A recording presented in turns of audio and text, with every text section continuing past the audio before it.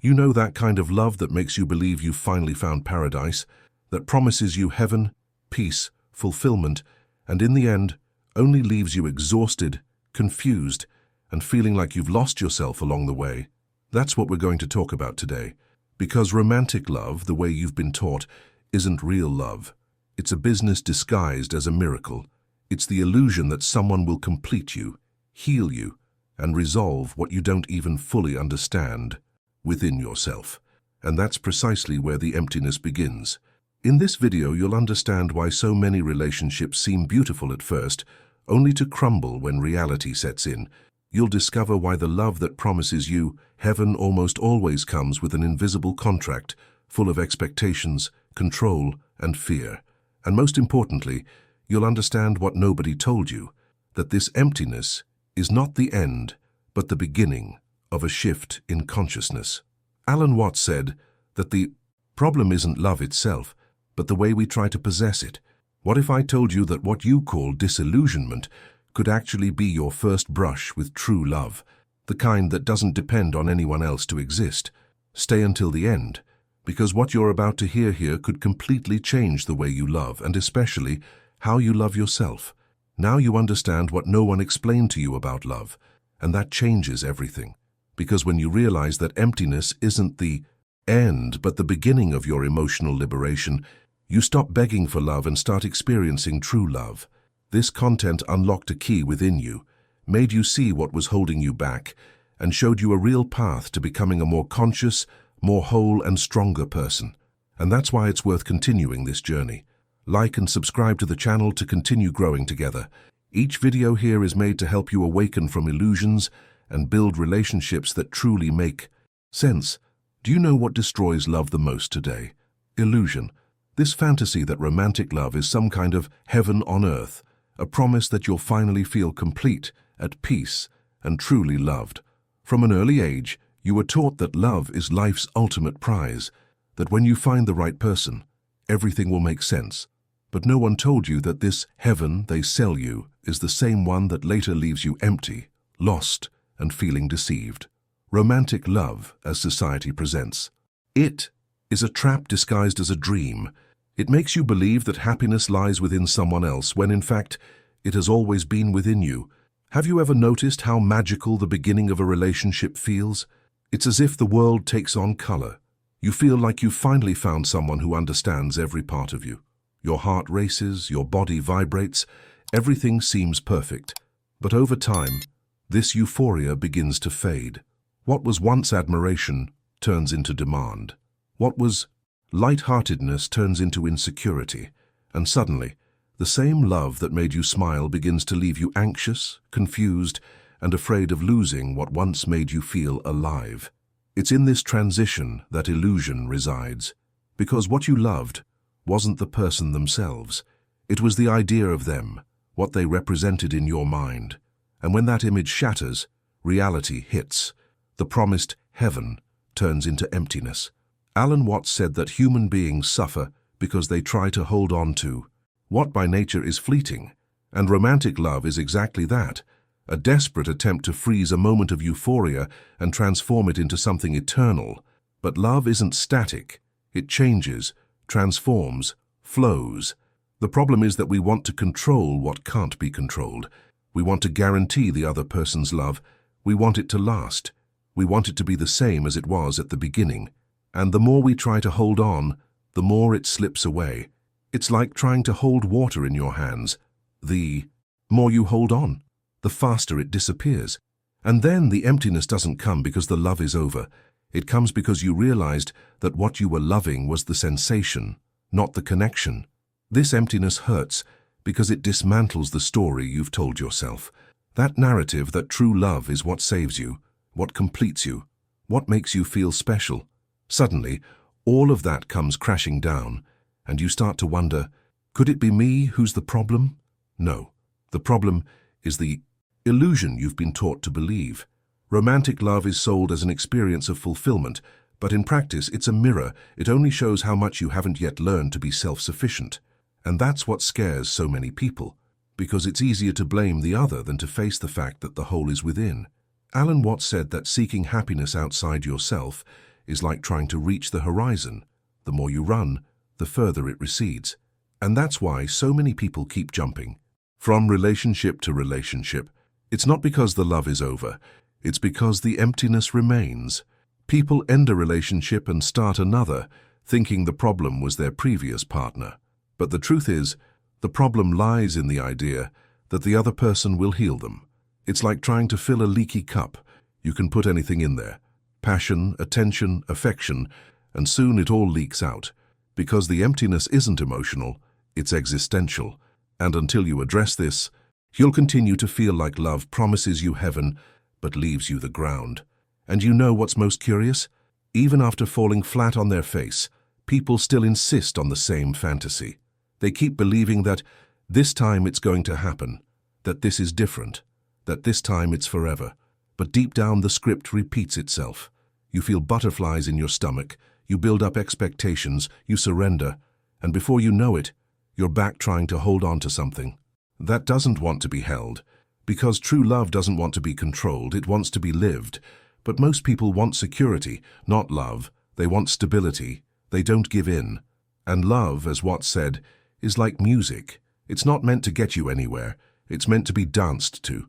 Perhaps that's why in the end romantic love promises you heaven and delivers emptiness, because the heaven you hope for is control. It's the guarantee that the other person will stay, will love you the same. Way will fill your voids, but real love makes no promises.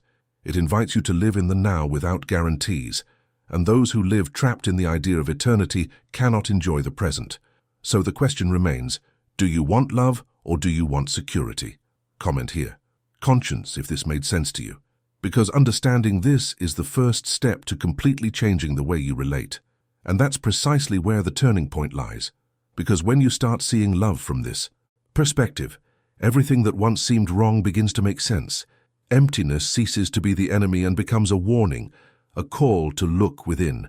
And it's at this point that something much deeper begins to happen, something that will completely change the way you understand love. The problem begins when we confuse love with idealization.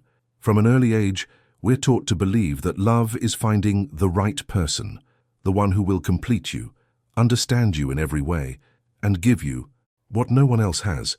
We grow up harboring this idea, and when someone appears, our mind doesn't see the person.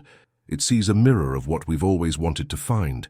That's why, at first, everything seems magical. The other person seems perfect, says what you want to hear, behaves as you expected. But time passes and reality sets in. That person begins to show sides you didn't want to see, and enchantment turns to frustration. Then comes the question everyone has asked. What happened to the love we had? The answer is simple. It was never true love. It was a projection of your expectations. Alan Watts said that the human mind has difficulty accepting that everything is constantly changing, and love is no exception. We want the other person to remain the same as they were at the beginning.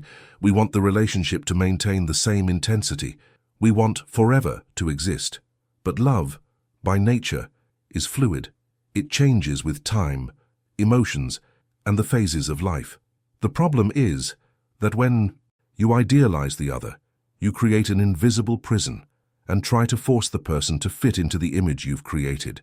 That's why the love that promised heaven begins to suffocate you. Because what was spontaneous becomes obligation, and what was light becomes a demand. Loving someone idealized is living a fantasy, and no fantasy lasts long. This idealization creates the weight of expectations. You expect the other person to understand you without needing to explain, to be there all the time, to make you happy as if it were a mission. But deep down, no one has that power. And when the other person doesn't deliver what you expected, disappointment hits hard, not because the person failed, but because you projected too much. Watts said that suffering arises when we try to transform love into something fixed, when we want it to function within a logic that love doesn't have. Love is alive. It is movement. And everything that is alive changes. But the ego doesn't accept this. It wants security, it wants guarantees, it wants to control the feeling, and when it can't, it becomes frustrated. Have you ever noticed how we try to turn love into a kind of silent contract? Something like, I love you, but you have to stay the same. You have to keep treating me the same. You have to keep making me feel the way I felt in the beginning. This isn't love. It's an exchange of reassurances disguised as feelings. It's the mind trying to transform an experience into possession. Watts said that true love is allowing the other person to change and still remain present. But when love is idealized, any change becomes a threat, and that's where jealousy, control, comparisons, and demands begin. All of this stems from the fear of losing what was never real. This is the most painful part, realizing that the love that made you smile in the beginning is the same one that drains you later. But it's not the love itself that hurts. It's the expectation. It's the unconscious desire to transform the other into a character in your own movie. And when that character doesn't live up to the role, the script falls apart, and you start to feel that emptiness that makes you think love isn't worth it. But, in truth, the emptiness is the absence of illusion. It's the falling of the mask. It's the moment when love stops being a fantasy and starts facing the truth. And it's precisely at this point that many people give up, because it's easier to change partners than to face the mirror. Idealized love promises you heaven because it makes you believe someone will give you everything you want to feel. But what it delivers is emptiness, because no human being can carry the weight of filling your needs. The other can inspire you, support you, accompany you, but they cannot complete you. Watts said that the greatest confusion of human beings is seeking in love something that only self-knowledge can provide. When you idealize, what you want isn't the other person. It's the feeling of being saved. But love doesn't save. It reveals. It shows you where you still need to grow, heal, and know yourself. And that's where things start to change. Because when you understand that love isn't about projecting, but about accepting, the relationship stops being a battle of expectations and becomes a true exchange. And it's at this point that real love begins to emerge, when you look at the other person and finally see them, not as a mirror, but as a free being. Comment here. Clarity if you felt like this topic made you think differently about love, because understanding this is the first step to seeing what's really behind the void that romantic love leaves. And this is where it all starts to get deeper, when you understand that the real villain in this story is not love, but it's the ego that turns love into possession, that makes you think loving someone means controlling, securing, and trapping. It doesn't want to experience love. It wants to feel like it owns it. Alan Watts said the ego is an illusion created by the mind, a kind of mask that believes it can own things. And that's why it doesn't know how to handle love, because love can't be possessed. Love only exists when it's free. The problem is that the ego doesn't want freedom. It wants security, and to achieve this it needs to transform the other into an object. My boyfriend, my wife, my love.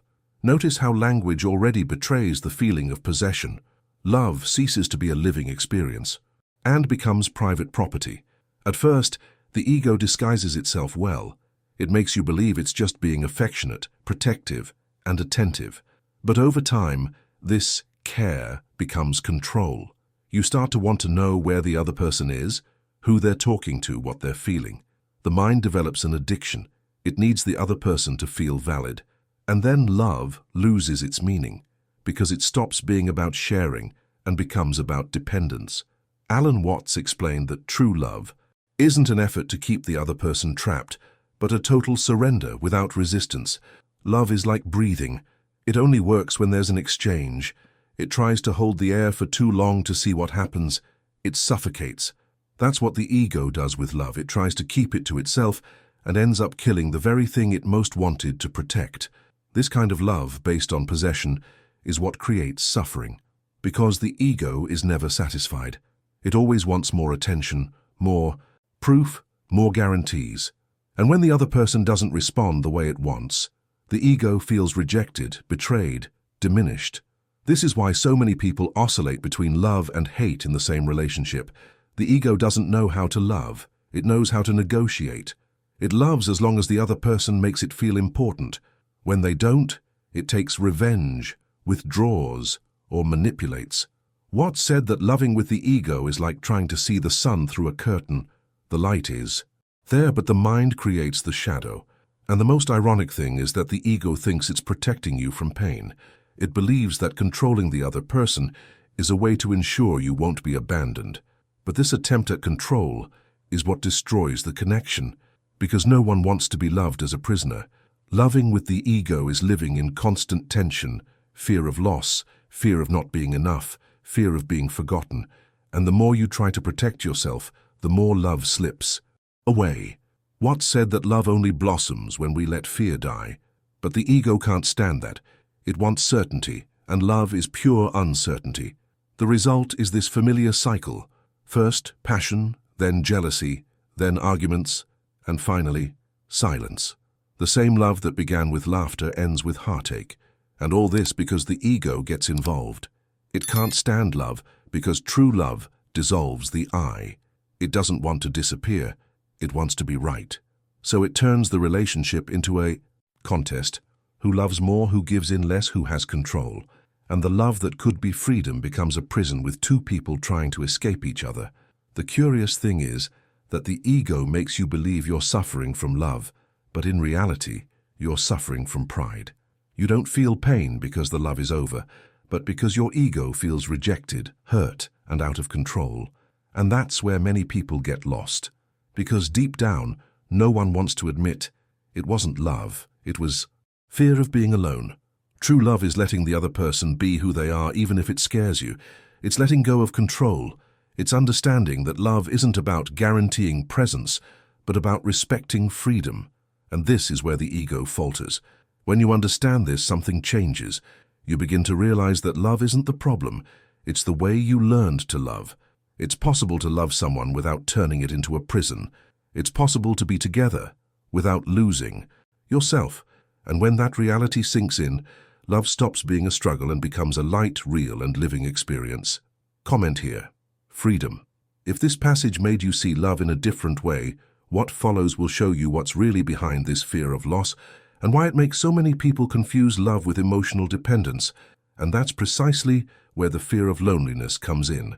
It's the invisible fuel behind many relationships that seem like love, but are just desperate attempts to fill a void. The truth is harsh. Many people don't fall in love because they love.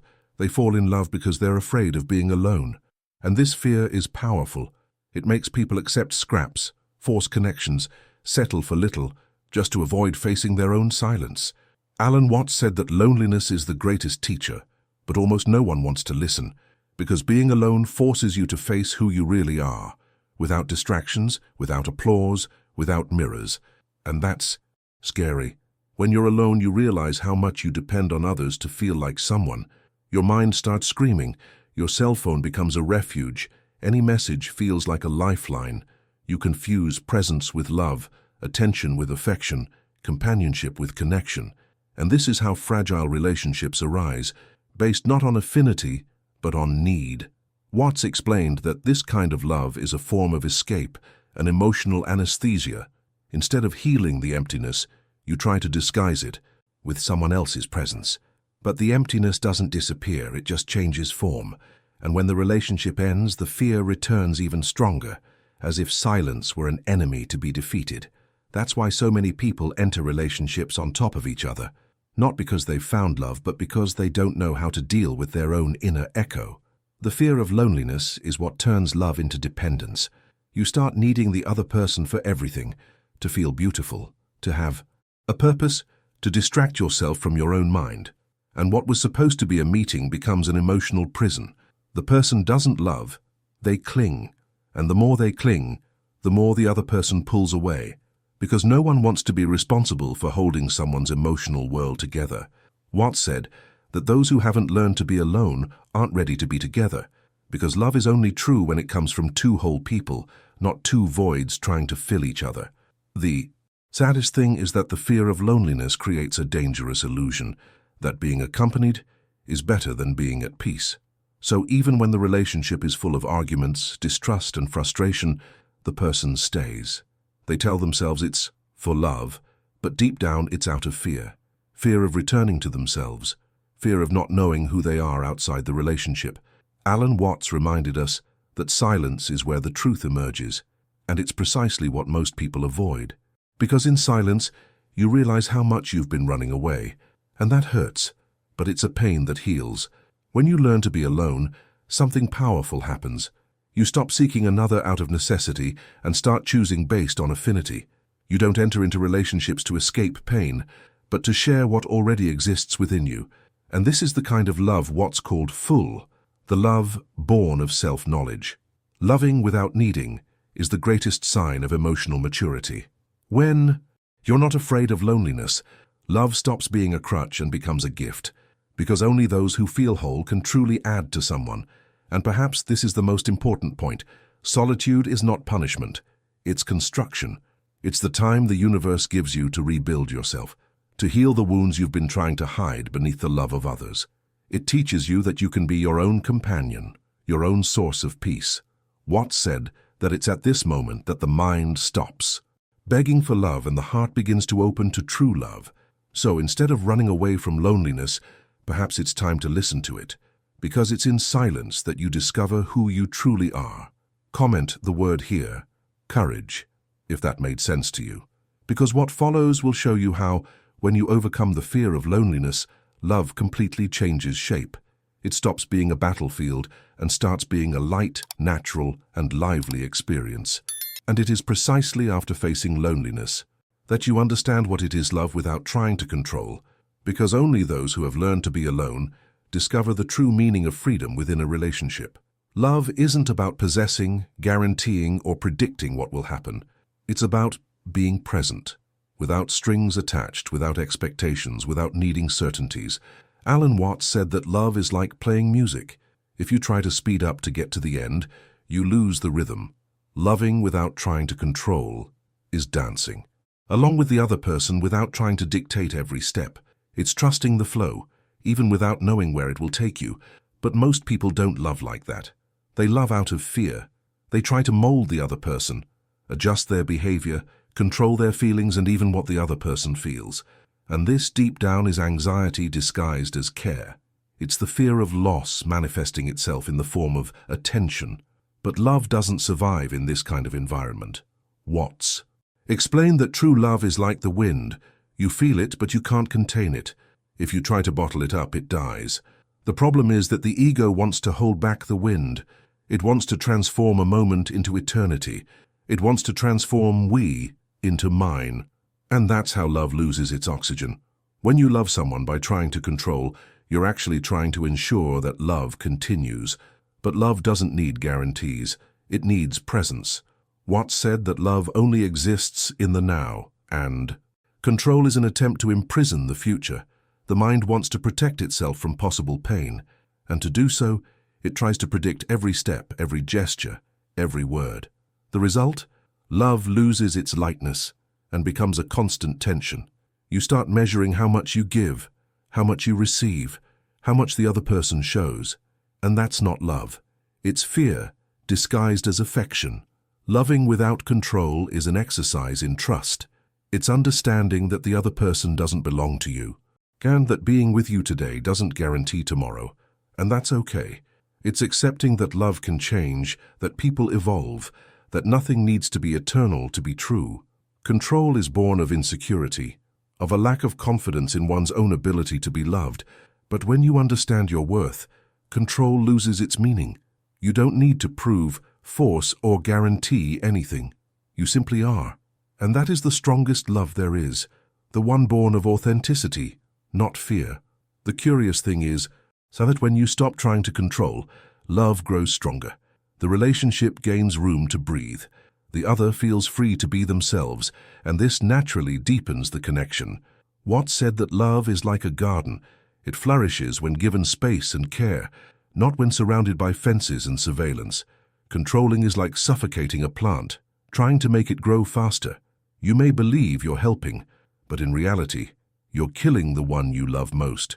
When you let go of control, love becomes real, alive, unpredictable, and that's precisely where its beauty lies. Mature love understands that nothing is permanent, and this, far from being sad, is liberating. Because when you stop fighting change, you begin to appreciate the moment. Watts said that love is the art of being at peace with the movement of life, and the more you try to freeze that movement, the more you suffer. So, loving without control is also accepting that the other person can change, that feelings can evolve, that the way we love can transform, and that this doesn't mean losing but growing. The irony is that when you let go of control, love tends to last longer. because it stops being a prison and becomes a choice. The other person stays because they want to, not because they're forced to. And that changes everything, because real love isn't sustained by fear, but by freedom. And it's this freedom that creates the foundation for a healthy, light, and true relationship. Comment the word, "Here release," if this touched you in any way, because in the next point, you'll understand what happens when this free love blossoms, and how the emptiness that once frightened you begins to transform into something completely different. And when you finally let go of control, what happens is something few people truly experience. Love stops being a promise and becomes a true encounter. This is where the void, the very one that once made you suffer, begins to make sense. You understand that it was never the enemy. It was the space that true love needed to be born. Because true love doesn't appear when you're trying to fill what's missing, but when you already feel whole. Alan Watts said that love isn't something you have, it's something you are. In other words, it doesn't come from outside, it springs from within. This is the moment you realize that mature love doesn't promise heaven. It shows that heaven has always been here. It doesn't depend on the other to exist. It's a state of consciousness. When you love without expectations, without neediness, and without trying to manipulate your feelings, love becomes a natural expression of who you are. You don't need the other to prove anything, because you've already learned to trust. And the curious thing is that when you reach this point, love stops being a necessity and becomes a choice. You love because you want to, not because you need to. And this is the purest and most liberating form of love there is. Watts said that true love is what happens when the I disappears. When you stop seeing the other as separate and begin to realize that everything is part of the same movement of life. At this level, there is no more struggle, no more possession, no more dependence. There is only presence, the now. Love ceases to be a transaction, "I love you because you make me feel good," and becomes a natural expression of who you are. "I love you because loving is who I am." And this completely changes the way you live, because love ceases to be a pursuit and becomes your starting point. And when that happens, emptiness transforms into fullness. That feeling of something missing simply disappears. You understand that love was never about finding someone, but about finding yourself. The person by your side ceases to be the center of your world and becomes a part of it, a presence that adds to it, not completes it. Watts said that true love is like the moon's reflection on water. It's there, illuminating everything, but it doesn't try to hold on. And that's why it endures. When love reaches this point, there's no longer any fear of loss, because you know that nothing real can be lost. If the other person leaves, the pain comes, but it doesn't destroy, because the love that lives within you continues. And that's the difference between romantic love and true love. The former promises to give you what you lack, the latter awakens what has always existed. One is dependence, the other is awareness. And the most beautiful thing is that when you experience love this way, it becomes light. You begin to perceive beauty in the little things, value in silence, peace in the simple fact of being with someone, without the need for guarantees, labels, or promises. Love stops being drama and becomes tranquility. It's the kind of love that doesn't exhaust you. It nourishes you. That doesn't hold you back. It pushes you. That doesn't demand you. It inspires you. It's the love that Watts called the state of presence, the one in which loving and living are the same thing. Now you understand why romantic love promises heaven but delivers emptiness. And more importantly, you understand that this emptiness was never the end, but the turning point that leads you to true love. This video showed you what no one else explains, that love isn't about finding someone who completes you, but about awakening what already exists within you. And if this content opened your mind, made you reflect, or brought peace to your heart, it's because it fulfilled its purpose of helping you see love with more clarity and maturity. Now it's your turn to spread this. Like and subscribe to the channel so more people can find the same light you found here today. And comment on the word transformation, so I know that this message really reached you. Because the next video will take you even deeper. It will reveal what happens when you learn to love consciously and freely, and what you'll discover there will completely change the way you understand relationships, pain, and the connection between souls. It's the kind of truth you need to hear to keep evolving. So, stay here. What comes next will touch places in your heart you never knew existed.